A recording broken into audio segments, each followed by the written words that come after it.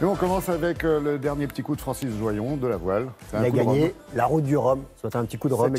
Septième participation. Septième participation et 7 minutes d'avance sur François Gabard, qui est son poursuivant, qui était tout près de gagner, mais bon, tout s'est joué dans les derniers nœuds, dans les derniers milles. Voilà, on va un petit peu expliquer ce qui s'est passé. Je vous propose d'écouter les premiers mots de Francis Joyon. Quand on a une victoire après avoir passé de nombreuses éditions, on la savoure d'autant plus.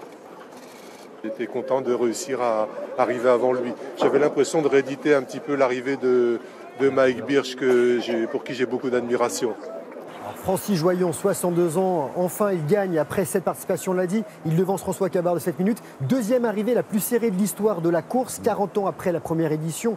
98 secondes entre Mike Birch et Michel Malinowski. Joyon a franchi la ligne à 4h21 heure de métropole. Après 7 jours, 14h21 minutes, 47 secondes en mer. Nouveau temps de référence. Le recordman de l'Atlantique Nord en solitaire et du trophée Jules Verne était à la barre d'un trimaran vieux de 12 ans.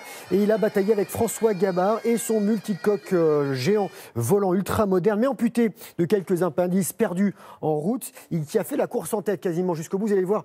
En fait, tout s'est joué à la fin sur le Tour de Guadeloupe. Il va être en bleu sur la carte qui va suivre. Et en fait, il faut savoir que ce Tour de Guadeloupe est piégeux et l'absence de vent donc, a rendu la navigation hyper tactique. Le bateau de Joyon n'est autre que celui qui, sous d'autres couleurs, avait remporté les 2 éditions précédentes. Et la course continue quand même. Il y a d'autres voiles, d'autres voiliers, d'autres monocoques et multicoques, notamment en IMOCA. Grand monocoque, c'est Alex Thompson qui est toujours le leader. Il est exactement à 2800 km de Pointe-à-Pitre. Et Francis bat le record de Loïc de 7 jours et 15 heures. Quoi. Exactement. Et 8 minutes, très précisément. Nouveau temps de référence. Alors, on disait un but atteint, celui de la route du Rhum, et 4 buts marqués. Ça, c'était le spectacle d'hier soir.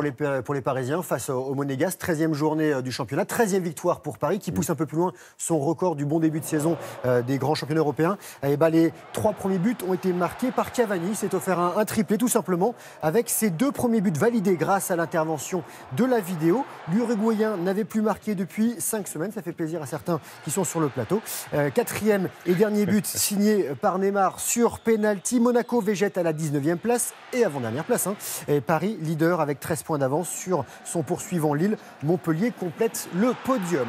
Et après 4 défaites d'affilée, l'OM gagne à nouveau, vainqueur 2-0 face à Dijon. But d'Ocampos avant la mi-temps et un autre but de Rami dans les dernières minutes. Marseille 6e, Dijon qui enchaîne avec un 10e match sans victoire et 18e de Ligue 1. Match nul un partout entre Rennes et Nantes. Ouverture bretonne de Johansson à la 8e minute. Égalisation de Salah 7 minutes plus tard. Ça ne bouge pas au classement. Rennes 12e, Nantais 10e et un match nul 0-0 entre Bordeaux et Caen.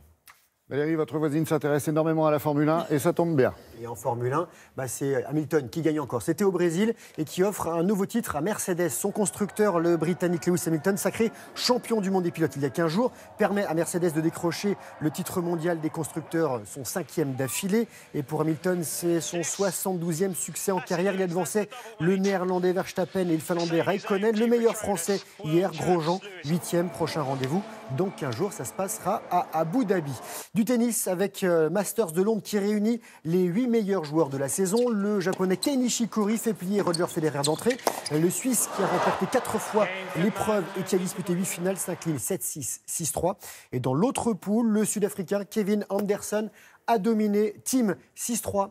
7-6. Et on va parler de handball après ces belles images de tennis. Les Nantais qui sont en gris, ils arrachent un précieux nul aux Ukrainiens du Zaporozhye 30-30 lors de la 7e journée de Ligue des Champions. Nantes est 3e de son groupe. Et on va finir avec du basket.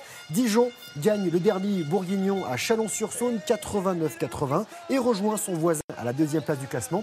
Le championnat est dominé par l'Asvel après 9 journées. Et il y a 4 autres clubs en fait, qui suivent avec 6 victoires, 3 défaites. On l'a dit, Dijon et Chalon et Strasbourg et Le Mans. Voilà pour le sport. Vous avez fait exprès, Greg, de ne pas donner le classement du chouchou de Valérie en F1 ? Vous savez quoi, j'y ai pensé. Non. Et alors, il fait combien? Ça serait... Dans les 11e, on est en... Non, il est 13e. 13e, voilà. Et vous parlez de Rappelez-moi. Pierre Gasly. Voilà. Il y avait Ocon qui était... Non, c'est pas lui. Merci. On reviendra un peu sur la route du Rhum. Alors déjà, bien sûr, dans le journal de 8h avec votre rubrique sport, mais on en parlera aussi à 8h moins 10. On essaiera d'avoir en ligne un des leaders, si on peut dire. C'est pas lui le premier, c'est Alex Thompson sur la route du Rhum côté monocoque et IMOCA, mais on aura Yann Eliès qui est en train de faire une jolie remontée. Voilà.